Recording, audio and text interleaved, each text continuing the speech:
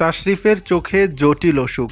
বর্তমান সময়ের সঙ্গীত শিল্পী তাশরিফ খান কুঁড়েঘর ব্যান্ডের মাধ্যমে গান দিয়ে লাখো ভক্তের মন জয় করে নিয়েছেন তিনি। শুধু সঙ্গীত শিল্পী হিসেবেই নয়, একজন সমাজসেবক হিসেবেও তরুণদের মাঝে জনপ্রিয়তার তুঙ্গে রয়েছেন তাশরিফ। অধিকাংশ সময়ই দেশের বিভিন্ন দর্শনীয় স্থানগুলোতে ভ্রমণ করেন তাশরিফ।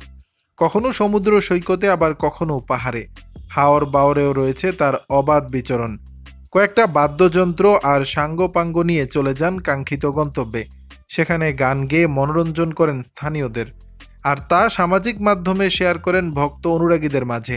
কিন্তু হঠাৎ একটি দুঃসংবাদ আনলেন তাশরিফ।